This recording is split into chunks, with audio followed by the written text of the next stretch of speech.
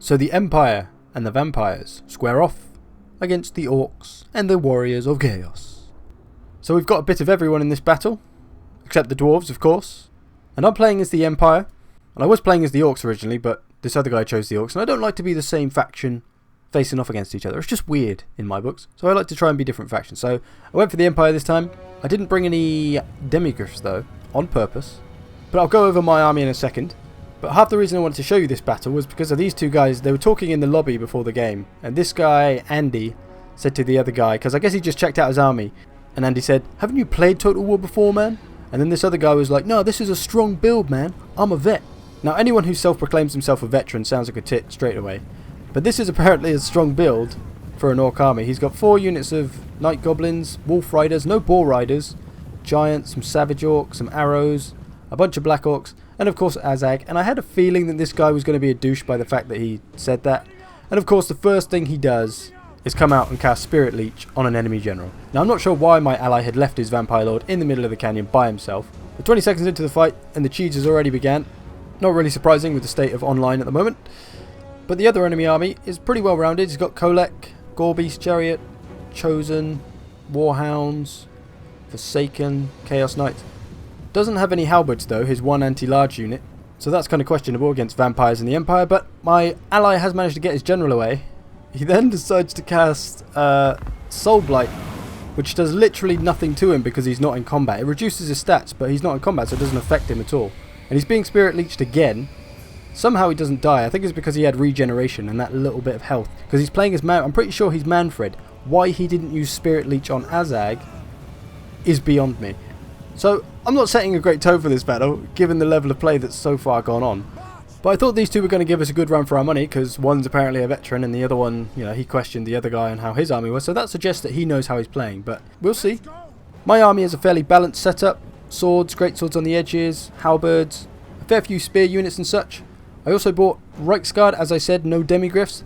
Reiksguard are an awesome unit, and I think they get overlooked a lot because of the demigryphs. People would rather spend their money on demigryphs than Reiksguard. Take some Reiksguard once in a while, I don't think you'll be disappointed. Anyway, on the left, Chaos are coming. On the right, Orcs are coming. So the battle's about to get underway, well and truly. On the left side, to defend against any Chaos trying to sneak around behind me, I was moving over 3 units of halberds and spearmen. Going to line them up here so that they can't get past. That should protect our rear a little bit. Got the Reiksguard there as well. My ally in the centre, not really sure what he's doing. There's no real kind of formation, but he's keeping them at bay. He's ready to go on both fronts. Looks like he's sending his zombies up into this narrow kind of slope to clog it up with zombies so that they can't get past, perhaps. And I decided to bring my missiles over to try and shoot down Azag. I also bought a Witch Hunter, because when I saw those guys talking and I suspected that one of them may bring some dodgy shit, I thought I'd better bring my own dodgy shit to counter it. So I brought a Witch Hunter. I only plan to use Accusation if he started Spirit Leeching everything, and of course 1 minute in and he's used Spirit Leech twice, so I had to punish him. But I really hate having to do things like this. I just didn't want him to go start Spirit Leeching Karl Franz, because Manfred can recharge. He's got regen, but Karl Franz, if he'd done that to Karl Franz, he'd probably be dead by now. So I didn't want to take any chances. My missiles are supposed to be firing, but they're obstructed apparently. I've just cast Accuse, so Azag is now being accused as punishment. And he starts barreling his army down the hill. All of his Goblin Spearmen. I'm not sure why he bought so many Goblin Spearmen. I think maybe he thinks they have a bonus versus large, which they don't, so that would be a mistake. On the left, the other guy who I thought might know what he's doing has charged his horses into anti-large, so clearly he doesn't know what he's doing. And he's got Warhounds there, who would probably be better for dealing with it. Oh, here they come. Poison ones as well. They're not a bad unit, the Poison Warhounds. Better against lightly armoured units like my skirmishers. If he charged them down there into my skirmishers would be done. Azag managed to escape my missiles though. And Soul Blight is being cast again on some of these units. The Giants here now, they're fighting the zombies, so he's still just clogging things up with the zombies at the moment. My skirmishers, I've made the mistake of leaving them chasing after Azag. I didn't put them in guard mode, so they're trying to chase Azag now. And they're about to run into a bunch of Savage Orcs. I realised literally as they're about to fight, so I'm like, oh shit, start running them away. Move the halberds up to try and save them. My Witch Hunter's stuck in there as well. So a little bit of careless micro for me there. I'm messed up. I should have brought some swords over really to help that out a bit sooner. On the left, he's pretty much charging everything he has into the anti-large units, which is just wonderful for me. I've got some Reiksguard in there now, beating down those dogs. Gorbeast Chariots are there, but again, they're dealing with spears and Reiksguard. It's not a good matchup for them. If he'd taken all these units down to the centre where my main infantry troops are, he would have done a lot more damage. Kolek's coming over now. He's also charging into an anti-large unit. I think Kolek counts as a large unit because he's pretty freaking big. But I'm not too sure because he's a lord, so maybe he doesn't. All my swordsmen are going to watch and cheer on the halberds as they fight Kolek, apparently. But the so-called veteran did get one move in. He brought his cavalry round the back, charged it into my swords, which is obviously a good move. I completely forgot to even check that side. But in all honesty, he had the opportunity to charge my great swords there, which are right next to the other ones on the far left. He's actually got 3 units there, so he could have charged one of each of them into each one of my swordsman units. He's missed an opportunity there, I think. He could have gone for my best unit, my best melee unit, the great swords, but he didn't. My ally, though, has flanked around the back of the orcs, which is a pretty good move, with his really strong Black Knight cavalry. They're the lance ones. They've got a really great charge bonus, so these charges in the back are going to do a hell of a lot of damage. Kolek's getting a bit beat down by halberds, but he has won. I've got my missiles firing on Kolek now as well. They'll do pretty well against him, even though he does have scaly skin. Wolf Riders are coming over, straight into the faces of my crossbowmen. I really should have left another unit to protect them from all that. I do have some halberds just up there, so they'd probably be the best for the job. Oh well. No biggie, no biggie. The Chaos guy has pretty much committed his entire army to fighting these 3 units of spearmen on the left here and some Reichs Guard. So really wasteful for him to be trying to spend all this amount of energy for trying to fight 3 spear units when he could be down helping the orc guy. It's great for me and my ally because it means we can 2-on-1 the greenskins and then we can deal with the Chaos after, so fight 1 army at a time. Perfect for a 2-on-1. He really should have been helping the greenskins guy, which he could have done so easily with all the great units he had. He does have some Forsaken into my swordsman though, but there is plenty of routing going on now. Goblin riders are off. Lots of orcs seem to be wavering and running away. Some seem to be charging into my spearmen again. I'm firing at Azag.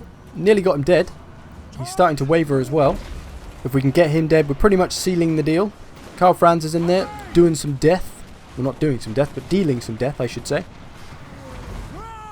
Kolek's still knocking around. Azag's off skis. He's just managed to escape all my ranged. Lots of mine and my allies' units clumped up here. We really should have sorted all this out. Don't know what all my swordsmen are doing there. My halberds, they could have been doing something useful. All these black knights that sat there, they could have been getting some charges in. Come on, me, what am I doing? Karl Franz, he's doing alright for kills. I brought my Reichsguard down now.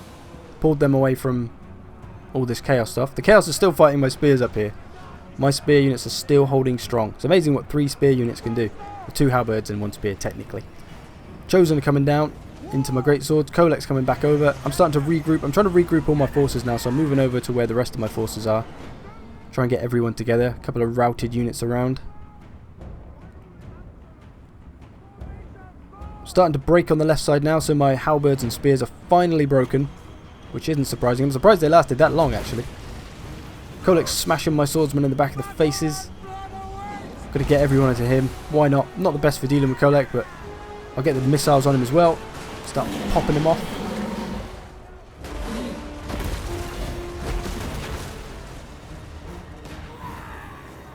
So it's kind of a case of just finishing off the generals now, I think. My Reichsguard are over here. They're fighting Goblin Wolf Riders. They will not be a problem for Reichsguard. It's just mainly Black Orcs over on this side now. Got to get my great swords into them. There we go. Got a charge in on them from the Reichsguard as well. Seems to be making them waver. Wonderful. Now what's left? Kolek is retreating. Still got quite a bit of Chaos forces left up on the hill. I've got a tiny unit of Reichsguard left. They've been pretty beaten down. I'm starting to come off the hill now. I'm going to kind of reform a little bit, get all my units back together. Start to prepare for the final phases of all the routed units coming back to fight. Trying to kill off as many Black Orcs as we can. Azag's still sat up there. And it looks like my Witch Hunter here has come back, although he's still wavering slightly. I really should have just got him shooting Azag by now. He's only got 41 health, so he'd go down with just a punch in the leg. But luckily Azag's flying, so he's not going to punch him in the leg. I'm bringing my skirmishers over again to try and shoot down Azag. Yep, they're off. They're firing away. He shouldn't last too much longer. 430 health. But yeah, that was apparently the strong build, and this guy seemed to have no real formation of how he attacked. He charged his goblins in, and then he charged his kind of Black Orcs and Savages in. Didn't really try much in terms of matchups, it seemed like he didn't seem to care who fought who. He got his charge around the back with his Goblin Riders, cool. If that was Boar Riders, it would have done a hell of a lot more damage and made a bigger difference. But there you go. Chaos is coming down now. We got some Marauders and some Chosen. They look pretty cool. Getting into some Black Knights.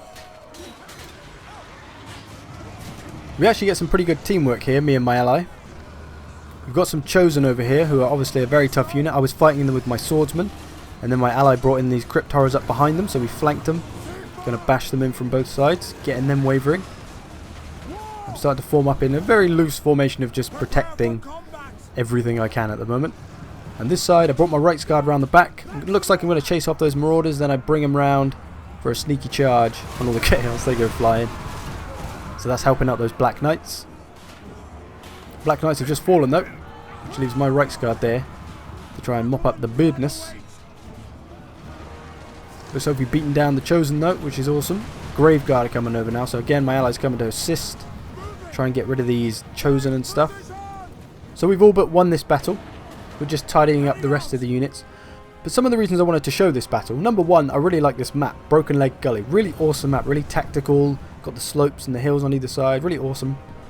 And another reason to show this battle was just to give an example of how people can maybe get complacent with this game. Like, if you win a lot, but it's by using the OP stuff that any idiot can use and win with, you might start thinking that you're good at the game, but without that OP shit, you're probably rubbish. So you don't really work on your tactics, you don't really think about things, you just rely on that Spirit Leech to get the general dead and then hope that everyone's going to waver pretty quickly. Like, anyone can do that. Anyone can fly over to an enemy general, hit the Spirit Leech button and do it. There's no skill involved. If you never use your brain to try and think and outsmart people and to get good matchups, you're never going to be good at the game. You never will. Never. So if you win your battles by using some OP crap like Spirit Leeching everyone, or bringing 6 units of Demigryphs or 5 Steam Tanks to a battle, it doesn't make you good if you're winning by using stuff that is doing all the work for you so that you don't have to really think and do any work. Personally, I'd rather lose a good tactically played battle against someone using no OP stuff than win by beating someone with OP crap that did the work for me. Like trying to Spirit Leech someone in the first minute of a game, kind of thing. And that's why I've made guides for this game, to try and help the community understand how simple this game really is. And if you put a bit of practice in and pay attention and learn, you can be good at the game quite easily.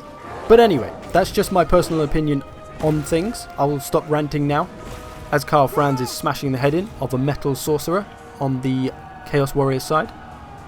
So this battle wasn't the most tactically sound by any means. I didn't play that well, in all honesty. I got charged a few too many times in the back and left a few too many units exposed, but we still managed to get a victory nonetheless. Let's have a look. Karl Franz got a few kills. Greatswords did pretty well. Halberds did meh.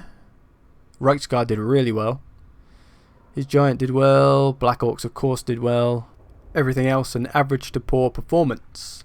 But the last reason that I wanted to show you this one was just to ask a question of what kind of battles you people like to see. Do you like 1v1s? Do you like 2v2s? Do you like 4v4s? Not that I've put any of those up yet, they're usually a bit too mental.